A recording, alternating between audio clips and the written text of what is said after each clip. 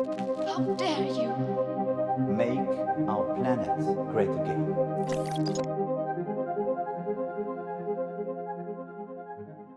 Avez-vous entendu parler des soulèvements de la Terre, ce mouvement qui lutte à Sainte-Soline contre les méga-bassines et qui mobilise des dizaines de milliers de personnes contre l'accaparement des terres et de l'eau? Avez-vous entendu parler des soulèvements de la Terre, ce mouvement désigné d'éco-terroriste par le ministre de l'Intérieur qui souhaite sa dissolution? Pourtant, autant qu'on ne dissout pas le dérèglement climatique, on ne dissout pas un soulèvement, on ne dissout pas la réalité par des incantations et les petites phrases des ministres. Et la réalité a donné raison au mouvement. Aujourd'hui, les soulèvements de la Terre sont toujours là, ici, sur ce plateau, et dans la rue, et dans les champs, prêts à en découdre, avec un système économique mortifère pour le vivant. Leurs cris de colère portent même de plus en plus loin, regroupant de plus en plus de monde. Dont des auteurs, des chercheurs, des activistes qui se sont réunis pour écrire un livre et raconter les enjeux autour de la bataille pour la Terre et pour l'eau. On ne dissout pas un soulèvement, 40 voix pour les soulèvements de la Terre. Aux médias, Léna Lazare, activiste et porte-parole des soulèvements de la Terre, et Christophe Bonneuil, historien des sciences, directeur de recherche au CNRS et enseignant à l'EHESS, sont venus nous raconter cette bataille. Bonjour à tous les deux. Bonjour. Merci d'avoir accepté notre invitation. Christophe Bonneuil, finalement, vous n'avez pas été dissous avec les mouvements de la Terre, ce mouvement que vous êtes venu aussi défendre avec ce livre et les nombreux auteurs qui ont participé collectivement à cet ouvrage, peut-être parce qu'on ne dissout pas un soulèvement. Oui, alors quand on dit les soulèvements de la Terre, c'est-à-dire que c'est la Terre qui se soulève. C'est ça là, un peu la nouveauté de cet intitulé d'un nouveau mouvement, c'est que la Terre est un sujet politique. C'est pas uniquement nous, activistes, nous, intellectuels, qui venons défendre une terre qui n'aurait pas d'agir propre. Il y a une situation où la terre est profondément déréglée. Les mers se soulèvent. Le niveau des océans monte avec le réchauffement climatique. Il y a beaucoup de choses qui sont déréglées. Et donc, jusqu'à toute la modernité industrielle a imaginé que les non-humains, c'était un décor, c'était des ressources, c'était des choses qui étaient immobiles et statiques. Et nous, les humains, nous étions les seuls à nous bouger, à innover, à transformer le monde. En fait, on réalise que maintenant, la Terre bouge, la Terre se soulève, elle va plus vite que nous, elle se dérègle. Et c'est plutôt nos institutions et nos élites politiques qui sont trop lentes par rapport à ce qui est en train de se passer au niveau du système Terre. Alors, Léna Lazare, il y a quand même eu, il y a quelques jours, une vague d'arrestations exceptionnelles à l'encontre du mouvement écologiste. Dans une dizaine de villes, une quinzaine de personnes, le lundi 5 juin, ont été arrêtées. On vous reproche notamment une action militante qui a duré une quinzaine de minutes en décembre contre Lafarge. Oui, les renseignements territoriaux essaient de prouver que ce sont les soulèvements de la Terre qui ont désarmé cette usine Lafarge à Bouc-Bélair, qui fait partie des 50 sites les plus polluants en France. On a relayé cette action parce qu'on l'a trouvée totalement salutaire, on pense que c'est vraiment ce qu'il faut faire, et on était très heureux de voir aussi que des mouvements que des groupes de manière très ambitieuse se mettent à faire des actions de désarmement massive. Vous la revendiquez pas? Oui, on la revendique pas. Les soulèvements de la Terre, on est sur des modalités d'action qui ne sont pas clandestines. On annonce à l'avance qu'on va désarmer des infrastructures, etc. En tout cas, on annonce à l'avance les mobilisations. Mais c'est vrai que c'est glaçant ce qui s'est passé, parce que, à ma connaissance, il n'y a pas eu d'opération menée par les services antiterroristes de cette ampleur à l'encontre du mouvement écologiste.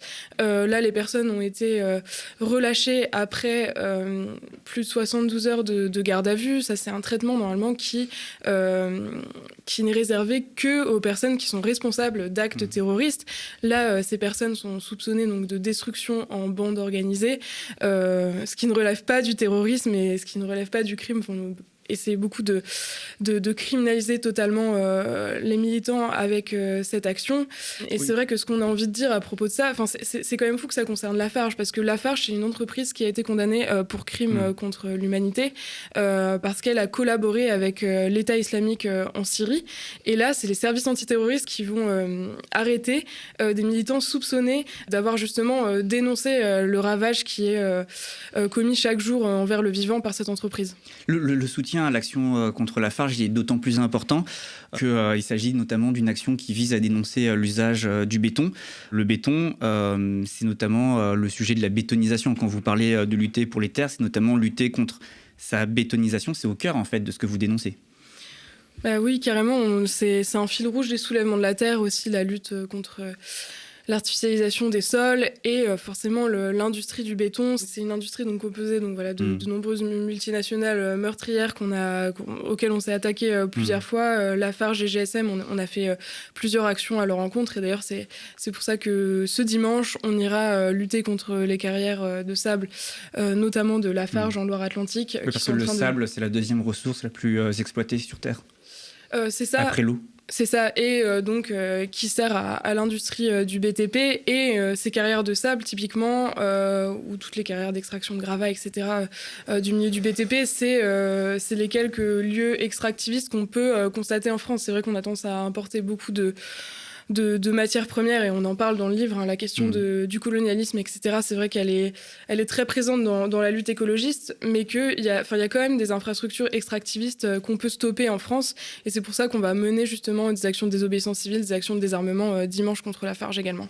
Et dans le livre, il y a un article sur la question du béton qui nous montre que le béton, ça correspond à l'industrie du ciment à 8% des émissions mondiales de gaz à effet de serre, et si on rajoute en aval l'industrie du BTP, ça fait 39% des émissions mondiale. Donc c'est vraiment un des cœurs des dérèglements actuels. Et donc vous dites qu'il faut désarmer le béton. Ça, c'est un message aussi que vous faites passer. Qu'est-ce que ça veut dire ? Le désarmement, donc, c'est un terme qu'on revendique au sein des soulèvements de la Terre. On aurait pu parler de sabotage, on aurait pu aussi... on peut le relier à la notion de contre-violence de Françoise Daubonne, auquel on se relie dans le livre parce que, justement, son manifeste autour de cette notion a été publié récemment par Isabelle Cambourakis, donc une des co-autrices du livre. Et nous, si on a choisi cette notion de désarmement, c'est justement pour dire que lorsqu'on va démanteler des infrastructures écocidaires... on s'attaque à une arme qui est braquée sur nous, à une machine qui broie le vivant, et nous, ce qu'on fait, c'est juste de la désactiver, de la démanteler. Et, quitte à passer par le sabotage ? Oui, les actions de désarmement sont des actions de sabotage. Il y a un article sur le désarmement qui explique que le sabotage, c'est une destruction de moyens de production. Le désarmement, c'est une destruction de moyens de destruction. Donc, c'est la différence. Il y a quand même l'étiquette d'éco-terroriste qui vous poursuit aujourd'hui. Le ministre de l'Intérieur vous a désigné tel quel. Il n'a pas réussi à vous dissoudre. Par contre, l'étiquette, elle, continue à vous suivre. Oui, alors moi, ça me dérange pas parce que dans notre livre, on a Philippe Descola. Si le gouvernement a envie d'appeler Philippe Descola, professeur au Collège de France, éco-terroriste, où est-ce qu'on va, en fait ? Est-ce qu'il n'est pas en train de se passer un nouvel arc de fascisation qui va de la droite du macronisme à l'extrême droite, qui est en train de prendre pour cible le mouvement écolo comme moteur d'un processus de fascisation de la société française. Moi, j'ai l'impression que c'est ce qui est en train de se passer. D'une certaine façon, les mouvements écolos, on peut en être honoré. Ça nous donne une nouvelle force, un nouveau poids dans la société. On est au centre du débat. En même temps, c'est extrêmement dangereux ce qui est en train de se passer. Donc... Vous parlez de fascisation, mais en tout cas, ce qu'on peut constater de certains, c'est qu'il y a une répression inouïe, plus de 200 blessés. 2 personnes ont été gravement blessées, dont un vraiment dans un état très grave. Tout ça, finalement, pour défendre un trou. C'est une répression inédite sur les écologistes ? Oui, alors il y a déjà eu un mort à Sivins, il y a déjà eu un mort dans une manifestation antinucléaire en 1977 contre Creys-Maville. Mais là, il y a quand même quelque chose dans le déploiement de 3000 policiers pour défendre une bassine sur laquelle on ne pouvait pas faire grand-chose. C'est juste un tas de terre, il n'y avait même pas encore de bâches, il n'y avait finalement pas grand-chose à dégrader. Il y avait vraiment la volonté de faire un exemple. Et je me suis demandé, j'ai écrit une tribune juste après ça, pourquoi autant d'énergie pour défendre juste un tas de terre ? Évidemment, on était en pleine révolte contre la réforme des retraites. Donc, il y avait la volonté de faire un exemple contre toute forme de mobilisation à ce moment-là. Et pour faire ça, les forces de l'ordre étaient prêtes à faire un mort s'il fallait. Et plus profondément, en fait, je me suis demandé justement les dérèglements de notre système Terre. Les scientifiques appellent ça l'anthropocène, comme nouvelle époque géologique, pour nous dire que notre crise écologique, c'est pas juste un petit truc qui va se régler en quelques années ou quelques décennies, mais c'est un bouleversement de la géologie de la Terre. Après, anthropocène est un petit peu inadapté parce que ça donnerait l'impression que c'est toute l'espèce humaine qui serait responsable de cette nouvelle époque géologique. Il y en a qui parlent de plantationnocène pour souligner le rôle de l'esclavage, de l'histoire coloniale. Il y en a qui parlent d'androcène pour souligner le rôle du patriarcat. Il y en a qui parlent de capitalocène pour souligner le rôle d'un modèle économique basé sur l'accumulation du capital. En tout cas, on est en train de changer d'ère géologique. Et moi, ce qui m'a semblé à Sainte-Soline, c'est qu'on avait un État productiviste qui défendait le privilège du capitalisme à dérégler la planète. C'est-à-dire qu'il y avait quelque chose de fortement symbolique. On défendait un tas de terre fait par des bulldozers, qui est tout à fait symptomatique. Le fait de bouger la terre, de dérégler, de déplacer des millions de tonnes de terre, c'est typique de ce qu'est notre époque géologique anthropocène, qui se caractérise par le fait qu'il y a plus de déplacement de sédiments par les activités humaines que par l'érosion, le vent. On est dans un moment où les humains, en fait, plus précisément le modèle capitaliste, est devenu une force géologique. Quelque part à Sainte-Soline, c'est ça qu'ont défendu les forces de l'ordre, c'est le pouvoir du capitalisme à continuer à dérégler la planète. De quelle manière parce que là, on a l'impression quand même qu'il y a une montée en puissance de cette répression. L'idée, c'est quoi ? C'est la terreur d'État pour éteindre toute mobilisation ? En tout cas, c'est sûr qu'il y avait une volonté de terroriser à Sainte-Soline. Et on voit bien qu'on est un mouvement qui prend de l'ampleur, mais je parle des soulèvements de la Terre, mais aussi du mouvement écologiste en général. Et c'était intéressant justement de voir aussi dans les notes des renseignements qui l'avouaient eux-mêmes, qui disaient mais on voit très bien que les activistes écologistes sont justement prêts à mener des actions de désarmement, etc. Et que c'est un mouvement qu'il faut endiguer parce qu'il va nous poser de gros problèmes. Et en effet, s'il y a une répression telle, je suis totalement d'accord, c'est que les militants écologistes, alors que peut-être à un moment on a été dans une certaine naïveté vis-à-vis de qui était responsable du ravage et de qui il fallait cibler, ou de est-ce qu'il fallait plutôt faire des actions où on demande à l'État d'agir. Enfin là, les militants écolos ont compris qu'il fallait qu'ils agissent par eux-mêmes, et on s'attaque au système économique en faisant ça, et de manière assez frontale. Et c'est sûr que forcément... L'État souhaite réagir face à ça et se rend compte de la menace qu'on représente. Cela dit, même si la répression augmente et qu'on est dans une vague de criminalisation glaçante, je pense qu'on peut toujours agir, qu'on a les moyens de se défendre même juridiquement. Les dernières grosses affaires d'accusations de terrorisme ou d'association de malfaiteurs, c'était à Tarnac ou à Bure. Et l'accusation de terrorisme, elle a été abandonnée à Tarnac. L'association de malfaiteurs a été abandonnée à Bure. Donc là, c'est vrai que même vis-à-vis des personnes qui sont soupçonnées d'avoir désarmé l'usine à béton de Bouc-Bel-Air, moi j'attends de voir jusque où ça va aller. Et je pense qu'on a... Voilà, que face à ces dispositifs répressifs totalement affolants et qui nous accusent de terrorisme, après, il va falloir juste assumer, en fait, que Gérald Darmanin assume vraiment les mots qu'il a dit et qui, selon moi, ne correspondent pas à la réalité, dans le sens où on peut montrer justement qu'on est légitime à porter des actions et qu'on est soutenu par une part très large de la société. Enfin, justement, les soulèvements de la Terre, c'est plus de 100 000 personnes qui, en quelques jours, se disent on fait partie de ce mouvement. Et comme on le voit dans le livre, voilà, c'est une quarantaine d'intellectuels, d'activistes très divers, et dont certains sont très respectables, comme Monsieur Descola, qui soutiennent le mouvement et qui disent en faire partie. Donc je pense qu'on est une force inarrêtable aussi. Alors, vous venez de me dire que le problème, c'est le système économique. Pour bien comprendre contre quoi vous vous battez, parce que là, on parle d'une bataille qui est celle du droit de l'accès à l'eau et à la terre, mais le sujet, c'est aussi que la terre et l'eau sont des biens communs. Ouais. Pour revenir peut-être sur la discussion juste avant, ce que je trouve intéressant, c'est qu'il y a eu il y a 2 ans un rapport confidentiel de la Deutsche Bank sur la situation planétaire, les risques pour l'activité économique et la profitabilité de la valeur des actionnaires, qui était un rapport confidentiel destiné aux élites économiques, ceux qui vont à Davos, ceux qui dirigent les grandes entreprises, et qui reconnaissait les dégâts écologiques à l'échelle planétaire qui vont avoir lieu et qui commencent déjà maintenant. C'est des centaines de millions de personnes qui vont être jetées sur les routes comme réfugiés climatiques. C'est des désordres géopolitiques peut-être pires que le XXe siècle. Donc en fait, ils ont parfaitement conscience que la première violence, c'est celle qui est infligée aux personnes qui vont être victimes des dérèglements planétaires. Et le rapport continue en disant, face à ces dérèglements, on va avoir une jeunesse et une société civile de plus en plus inquiètes et de plus en plus en colère. Et donc, il faut réagir à ça, il faut pacifier la société, il faut discipliner cette colère de la jeunesse. Donc, en fait, ils ont déjà un agenda qui est un agenda où ils savent qu'il provoque des violences extrêmes, mais où il se donne comme stratégie de nous maîtriser, de nous contrôler. Et donc la répression qui est en cours contre les soulèvements de la terre, elle était déjà pensée dans ce rapport de la Deutsche Bank.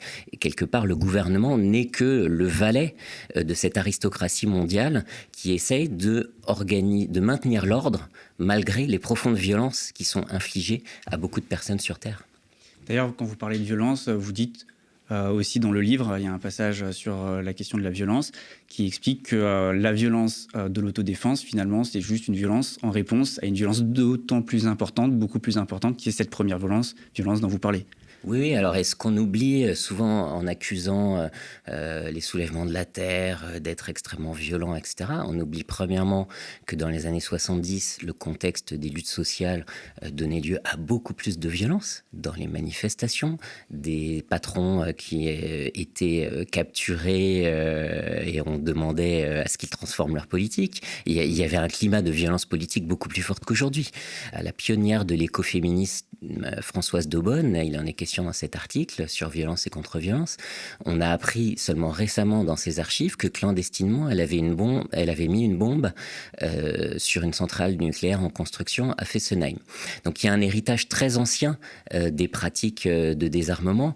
On pourrait parler de la lutte anti-esclavagisme au 19e siècle. C'est pas uniquement quelques esprits européens blancs éclairés qui ont fait une loi pour abolir l'esclavage.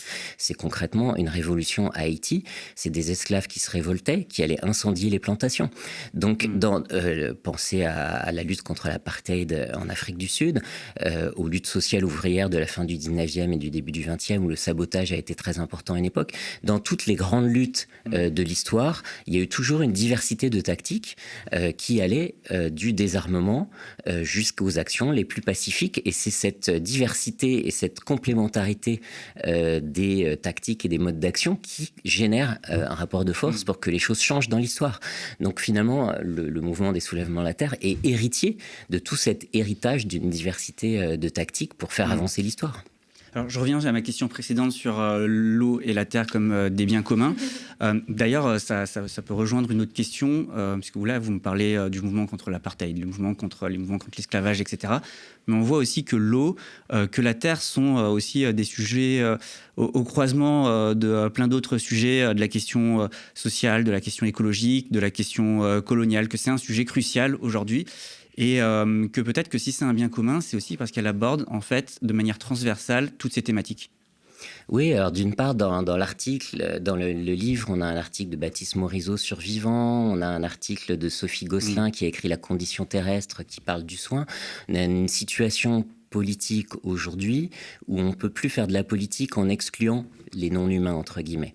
Être réformiste et révolutionnaire aujourd'hui, c'est inclure les êtres non-humains dans le cadre d'une pensée politique émancipatrice. Donc ça, c'est un premier point. On ne fait plus la politique comme à l'âge de la modernité industrielle du 19e siècle, où on pensait les humains au-dessus de tout et on pensait donner la liberté et l'égalité aux humains en extrayant plus de choses dans la nature. Donc cette promesse-là d'une liberté humaine grâce à l'extractivisme au détriment de la terre, elle ne fonctionne plus. Et donc, c'est tout notre logiciel politique émancipateur qui a renouvelé et on en trouve des éléments dans le livre.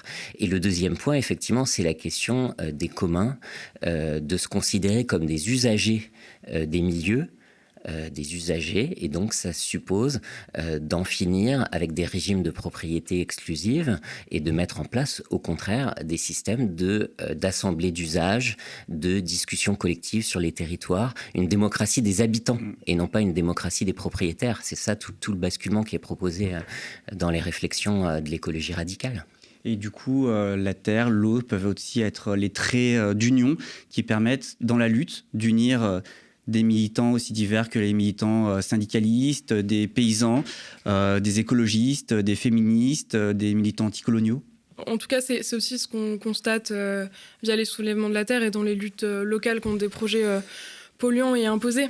Parce que je viens du mouvement climat de base, j'ai organisé pas mal de manifestations en 2019, etc. Avec Youth for Climate. Voilà, avec Youth for Climate. Et c'est vrai que lorsqu'on parle du climat, il y a quelque chose d'une part un peu dépolitisant, mais on a l'impression que c'est trop grand pour nous. Enfin, c'est des bouleversements mondiaux, que justement, si il n'y a pas des choses qui sont faites lors des conférences des partis et que c'est pas géré au niveau des États, on n'a aucune prise sur ça, et que même des fois, on a l'impression quand il y a des épisodes de sécheresse désastreux comme celui qu'on est en train de vivre, forcément, on commence à ressentir sensiblement le dérèglement climatique, mais c'est des choses qui restent quand même un petit peu abstraite parfois, et c'est vrai que le ravage écologique, la destruction du vivant, en fait, elle a lieu tous les jours près de chez nous, et que les soulèvements de la terre, le fait que ça parte de luttes locales, d'habitants qui contestent des projets, ça fait que on est déjà en fait de base dans la convergence des luttes,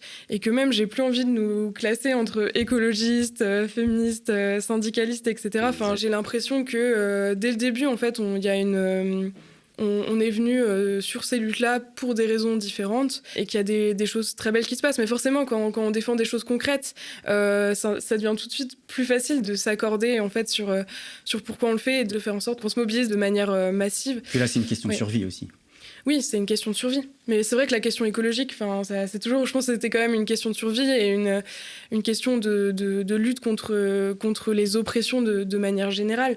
Mais c'est vrai qu'on a tellement dépolitisé la question écologique, comme tu le disais, en disant que c'est de la faute de l'humanité tout entière, ou aussi avec l'écologie libérale qui disait non, mais vous, en tant que citoyen, en fait, vous êtes soit dans l'écologie de la carte bleue, soit dans l'écologie de la carte d'électeur. Donc, consommez durable et allez voter pour ceux qui feront les politiques les plus écologiques. Enfin, on a aussi mis la population dans une forme d'impuissance avec tout ça. Et donc là, de revenir à des questions que moi je considère profondément écologiques, en fait, c'est juste qu'il y a malheureusement l'écologie a été trop. C'est un terme aussi qui a été beaucoup approprié, voilà, par le libéralisme, etc. De revenir à ces questions profondément écologiques, ça fait que bien entendu, on arrive à se rassembler plus fortement et à comprendre aussi concrètement pourquoi il en va de notre survie. Je me souviens, la première fois qu'on s'est rencontré avec Léna, c'était il y a 5 ans. Léna était animatrice du mouvement des jeunes pour le climat, les manifestations des lycéennes et étudiants. À l'époque, j'étais venu intervenir sur l'histoire des alertes environnementales et pourquoi elles n'avaient pas été écoutées. Et moi, ce que je trouve intéressant dans la proposition politique qui est faite par les soulèvements de la Terre par rapport à ce qu'étaient les Youth for Climate, tu as écrit l'article Youth for Climate dans le livre, c'est qu'il y a eu un petit peu un essoufflement ou un échec de ce mouvement des manifs pour le climat, parce que c'était un mouvement avec ses grandes marches qui était uniquement urbain, avec des revendications abstraites, de faire 1,5 degré plutôt que 3 degrés qui était le résultat de la conférence de la COP de Paris, des revendications abstraites où on demandait au gouvernement de faire quelque chose, alors qu'on sait très bien que le gouvernement est un repris de justice climatique puisqu'il était condamné pour inaction climatique. Et là, la proposition nouvelle, l'hypothèse politique nouvelle qui est proposée par les soulèvements de la Terre, que je trouve intéressante, c'est de dire à cette jeunesse qui s'est mobilisée pour le climat, n'ayez pas uniquement des revendications abstraites et des manifestations qui demandent à quelqu'un en haut de faire quelque chose, mais ciblez directement les questions foncières. À quel endroit il y a des gens qui prennent des terres pour les artificialiser et dérégler la planète à travers ces infrastructures, ces usines polluantes à cet endroit-là. Et c'est une façon de relocaliser sur des enjeux concrets les grandes revendications climatiques qui n'ont pas tellement abouti malheureusement il y a 5 ans, en créant du rapport de force sur des situations très locales où on peut agir, où on peut s'installer en tant qu'habitant, on peut organiser des luttes locales.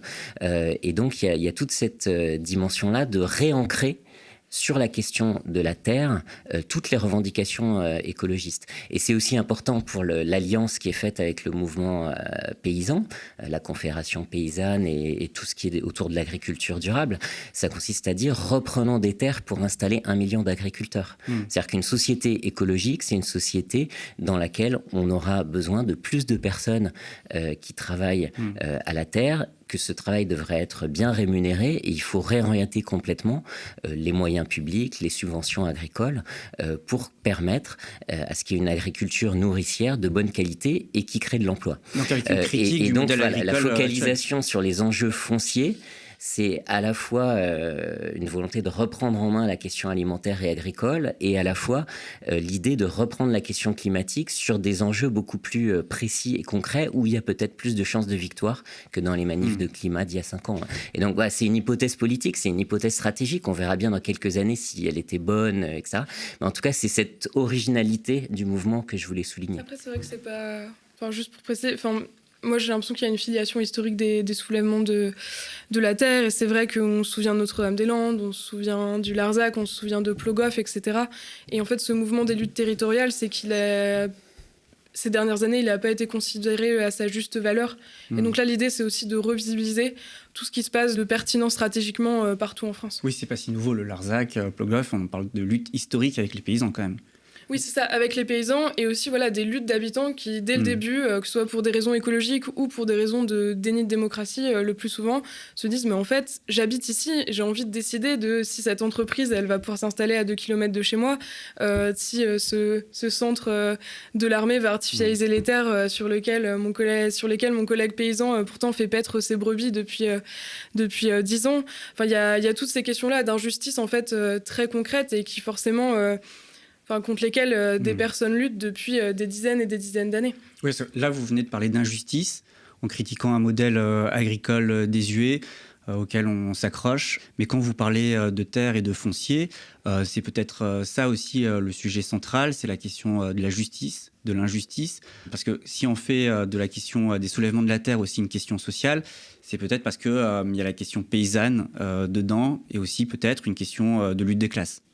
Oui, bah c'est vraiment de passer d'une écologie des experts, d'une écologie des gestionnaires, d'une écologie des banquiers qui nous font croire qu'il va y avoir une finance verte qui va sauver la planète, à une écologie des territoires, des habitantes et des habitants qui définissent ensemble comment ils et elles souhaitent vivre d'une façon plus égalitaire et plus sobre. Mais localement, parmi les habitants, il y a aussi des paysans qui tirent profit, par exemple, de ces méga-bassines.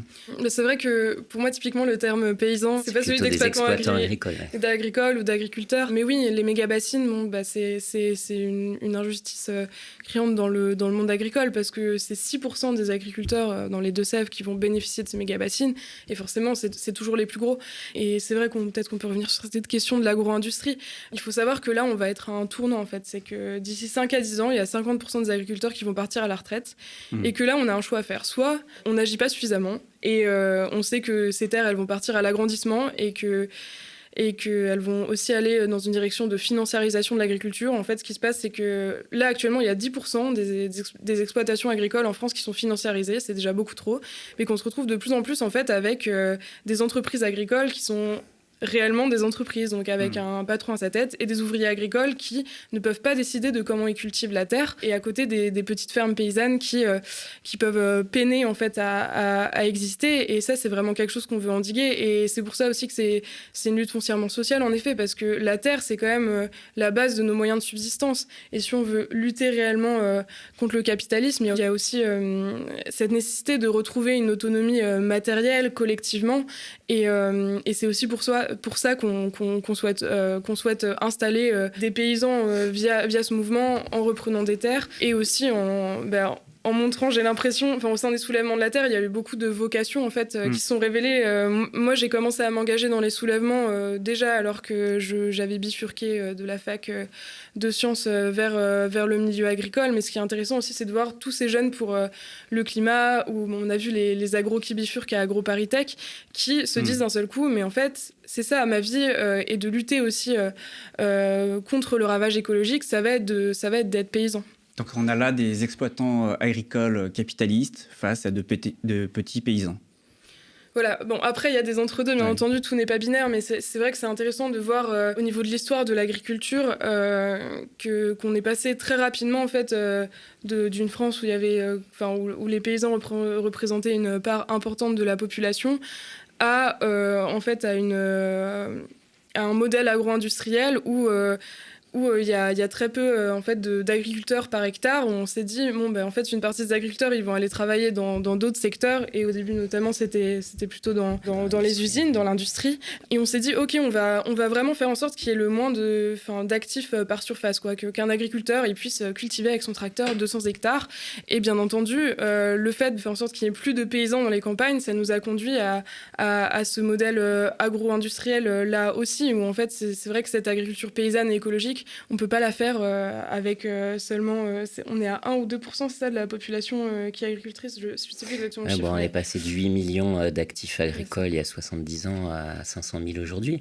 Et donc il y a eu 2 vagues de révolution agricole, hein. La première, celle des années 50, 60, 70, où on industrialise l'agriculture mais en maintenant un modèle d'exploitation dit familial, avec 2 actifs agricoles qui se tractorisent, qui utilisent une agriculture beaucoup plus pétrolisée, chimisée, les pesticides, etc., mais qui reste malgré tout une agriculture où les chefs d'exploitation sont des chefs d'entreprise autonomes. Et la deuxième vague d'industrialisation qui commence avec les sociétés anonymes qui représentent déjà 10%, avec le machiniste, la robotique, l'agriculture numérique qui est poussée à fond par le gouvernement en ce moment, c'est une deuxième vague d'industrialisation de l'agriculture, mais dans laquelle ce modèle familial va complètement disparaître au profit d'un modèle purement industriel de grande exploitation de milliers d'hectares dirigé par un directeur qui sera responsable devant un conseil d'administration. Et donc il y a tout cet enjeu effectivement sur les millions d'hectares de terre qui vont être récupérés.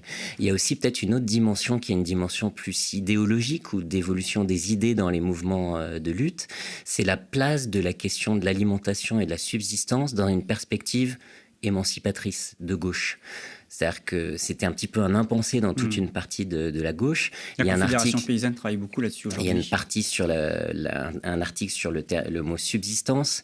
Il y a un article sur les cantines et la place des cantines dans les mouvements des soulèvements de la terre, par exemple. Cette idée que construire une émancipation politique, ça suppose en base arrière la capacité de nourrir la population, de nourrir les personnes en lutte. Pendant les mouvements des retraites, dans tout l'Ouest, les cantines de l'Est ont approvisionné de façon très forte les grévistes de la région nantaise, de la région de Rennes. Il y a des solidarités très concrètes entre les luttes ouvrières, de salariés, et la production agricole. Et donc, plus on est capable de prendre des terres dans des collectifs agricoles qui sont écolos et en solidarité avec les luttes sociales, plus on a une capacité, une puissance dans les luttes sociales. C'est là où ça se rejoint, encore une fois, cette question foncière, cette question écologique et cette question sociale sont très liées autour de cette question de réintégrer la question de la subsistance dans la pensée politique de gauche. Alors Christophe Bonneuil, vous parlez d'anthropocène, notamment parce que les dommages faits à la Terre ne remontent pas d'hier. Vous remontez dans le temps ces dommages dans l'histoire. Vous expliquez notamment que le sujet de l'accaparement des terres, vous le remontez jusqu'au Moyen-Âge avec l'enclosure en Grande-Bretagne. Il y a notamment ce passage écrit par Philippe Descola qui l'explique très bien. On est là dans des politiques qu'on peut remonter historiquement. Oui, alors dans le livre, il y a un article sur l'accaparement écrit par Philippe Descola, il y a un article qui s'appelle Prise de terre, il y a un article qui s'appelle Capitalocène qui reviennent un peu sur ces questions. Effectivement, le moment un peu originel de naissance du capitalisme dans un contexte qui est également un contexte colonial, ce sont les prises de terre, d'une part dans l'Angleterre du 15e, 16e, 17e siècle, on appelle ça les enclosures, on va déposséder des petits paysans, les jeter en milieu urbain pour qu'ils deviennent des prolétaires et créer une aristocratie agricole qui maîtrise des centaines d'hectares et des milliers d'hectares pour mettre des moutons qui vont alimenter l'industrie textile anglaise. Ça, c'est une première prise de terre. Et au même moment, prise de terre coloniale en Amérique. La conquête européenne de l'Amérique qui va déposséder et éliminer 50 millions d'Amérindiens. Avant Christophe Colomb, on a plus de 50 millions d'habitants en Amérique. Du fait de la conquête, du fait des épidémies, du fait du travail forcé, 150 ans plus tard, on n'a plus que 5 millions de population autochtone. Donc il y a 50 millions de personnes qui ont été éliminées par cette prise de terre un peu originelle de la naissance du capitalisme. Donc l'histoire est faite de prises de terre violentes, voilà, c'est ça. Par la force. Alors, et la modernisation agricole des dernières décennies est une forme de prise de terre également parce qu'on confie tout le territoire aux acteurs et aux actrices qu'on considère comme les plus productifs, comme celles qui peuvent exploiter la terre de la façon la plus efficace en étant les plus intégrées dans le capitalisme industriel. Et on va dessaisir tous les autres. Les petits agriculteurs, les apiculteurs, apicultrices amatrices vont se retrouver complètement éjectés par l'arrivée des pesticides. Il y a plus d'1 million d'apiculteurs et d'apicultrices amateurs dans la France des années 50. Arrivent les pesticides, ils doivent dégager. Donc il y a une sorte de bataille pour qui a accès au milieu de vie. Et on peut relire finalement toute l'histoire du capitalisme sous cette forme d'une prise de terre où il y a un pouvoir politique qui confère un monopole sur la terre et les milieux de vie à un petit groupe social, le capitalisme, qui prend en charge ces espaces au service de l'accumulation du capital.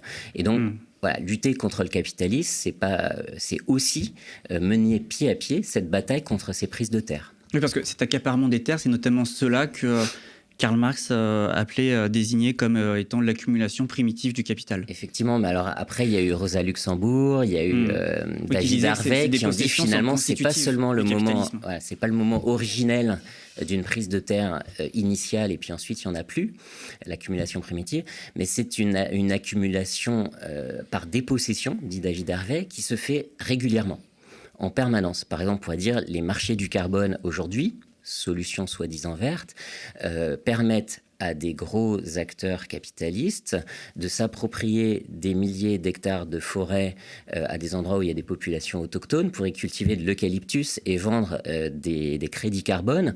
En fait, ce sont des nouvelles formes de prise de terre et de dépossession des populations locales.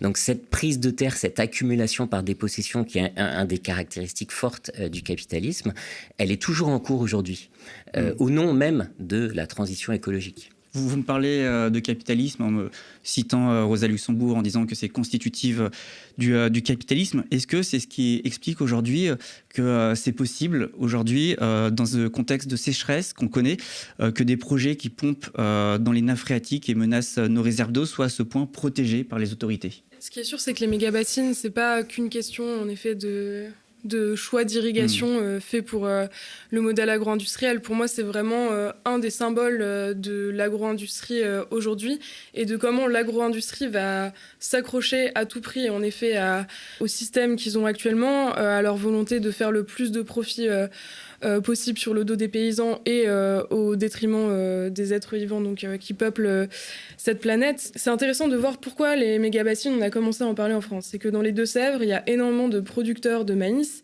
et que le souci avec le maïs, c'est que c'est une plante qui demande de l'eau au moment où on en a le moins, donc l'été. Et le dérèglement climatique s'empirant, on a de moins en moins d'eau l'été et il y a quand même des arrêtés sécheresse qui arrivent. D'un seul coup, on se retrouve avec des centaines d'hectares de maïs qui ne peuvent plus être irrigués. Et gros problème donc pour les entreprises qui se sont basées entièrement sur cette culture-là, qui est très reliée aussi à l'élevage industriel, parce que maintenant, voilà, on parque des centaines, voire des milliers d'animaux dans des fermes-usines et on ne les fait plus pâturer, donc on a besoin d'avoir des aliments comme le maïs qui est cultivé dans les Deux-Sèvres. Et donc, ils se sont dit, on va faire des bassins pour pomper l'eau l'hiver, comme ça, c'est sûr, on en aura l'été. Et ils disent que c'est vertueux en disant, c'est bien, comme ça, on la pompe pas l'été, cette eau-là. Mais ce qu'ils oublient de dire, c'est qu'ils peuvent plus la pomper parce que les nappes, elles sont soit à sec, soit on se dit, elles sont tellement basses, on va peut-être faire en sorte que cette eau-là, elle aille plutôt aux populations pour éviter qu'on ait à alimenter des villages en camion-citerne, comme c'est déjà le cas dans les Pyrénées-Orientales. Et donc, on voit que dans tous les cas, le capitalisme, il va s'accrocher en fait au modèle actuel et il va faire tout pour s'adapter, mais au détriment des populations. Et c'est pour ça qu'on parle aussi de maladaptation concernant les méga-bassines. D'ailleurs, tout à l'heure, on parlait de lutte des classes. Il y a cette citation, par exemple, de Thomas Sankara que j'ai envie de dire, parce que je crois que ça illustre un peu votre combat. C'est quand il dit « il faut choisir entre le champagne pour quelques-uns et l'eau potable pour tous », c'est de ça dont il s'agit. Ouais. Mais les golfs. Il y a un groupe qui s'appelle les Peuples de l'eau qui a émergé là dans les Deux-Sèvres, qui appelle à une campagne d'action qui commence le 15 juin et qui va durer 100 jours, qui s'appelle 100 jours pour les sécher. L'idée, c'est pendant 100 jours là, de s'attaquer à tous les accapareurs de l'eau, donc je vous invite à aller voir leur appel aussi. Le moins qu'on puisse dire, c'est que vous ne vous laissez pas intimider. Au niveau des suites, il y a ces 100 jours. Ensuite, est-ce qu'il y aura encore de grandes mobilisations, par exemple à Sainte-Soline, contre les méga-bassines ? Est-ce qu'on doit s'attendre encore aujourd'hui à un affrontement, peut-être demain, une bataille encore pour l'eau et la terre, c'est pas fini. Ce qui est sûr, c'est que les soulèvements de la terre vont continuer et que même lorsqu'il y a eu l'annonce de dissolution, on s'est dit on va annuler aucune action et on va continuer à faire en sorte à être aussi impactant, même si c'est sûr que quand on a vécu une répression comme à Sainte-Soline, on se dit ok, va falloir quand même se dire que eux ils sont déterminés à nous terroriser, ils peuvent aller jusqu'à mutiler des personnes, voire avoir conscience en fait qu'ils peuvent les tuer. Enfin, Serge est toujours à l'hôpital, heureusement il est sorti du coma, mais vraiment il n'a pas été loin d'y passer. Donc quand on voit que cette répression-là est à l'œuvre, bien entendu, ça a quand même un impact sur nos stratégies de mobilisation, mais on se dit qu'on va redoubler de créativité pour faire face à ces dispositifs policiers-là d'une manière qui ne soit pas aussi frontale qu'à Sainte-Soline, mais nous permette toujours d'avoir des gestes forts et de désarmer les méga-bassines, le béton, etc. Et donc là, la prochaine mobilisation contre les méga-bassines, c'est du 18 août, ça dure une semaine à partir du 18 août, et c'est une tracto-vélo, c'est un convoi de l'eau. On s'est dit, on va pas rester dans les Deux-Sèvres cette fois-ci, mais on va montrer justement en partant de Sainte-Soline et en allant jusque Paris et en s'arrêtant devant toutes les institutions ou les accapareurs de l'eau et en menant des actions ou en les dénonçant, on va montrer justement que cette question des méga-bassines, elle est reliée à toute cette sécheresse généralisée, à d'autres combats pour l'eau.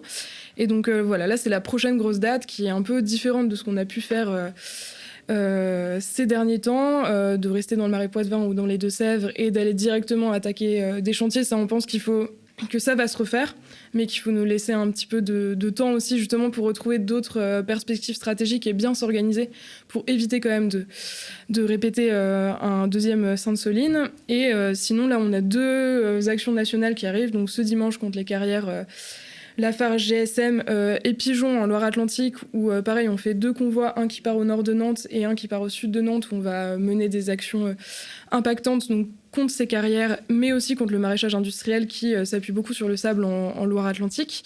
Et ensuite, il y a les 17-18 juin, la mobilisation contre le Lyon-Turin, donc une lutte très ancienne et qui est très vive en Italie, un peu moins côté français, parce qu'il y a, c'est un projet de ligne à grande vitesse. On peut se dire, mais pourquoi des écolos luttent contre un train? Mais en fait, c'est qu'une ligne est déjà existante et que là, le projet de nouvelle ligne ravage totalement la montagne, alors que l'ancien pourrait être réhabilité. Je vous remercie tous les deux. Je vous remercie Christophe Merci. Bonneuil. Merci Léna Lazare. Je le rappelle, vous venez de publier aux éditions du Seuil, On ne dissout pas un soulèvement, 40 voix pour les soulèvements de la Terre. Je vous remercie vous aussi qui venez de nous regarder. Je vous le rappelle, le média ne vit que grâce à vos dons et à vos abonnements. Alors n'hésitez pas à venir nous soutenir. On a vraiment besoin de toute votre aide pour continuer à produire ces émissions et ces interviews ici en plateau, mais aussi pour aller sur le terrain, raconter ces luttes, pouvoir partir en reportage et enquêter aussi sur l'agrobusiness, par exemple, qui s'accapare la terre et l'eau. Aujourd'hui, je le rappelle aussi, ces interviews, vous pouvez également les retrouver sous forme de podcast, donc sur toutes les plateformes d'écoute. Encore merci, à bientôt.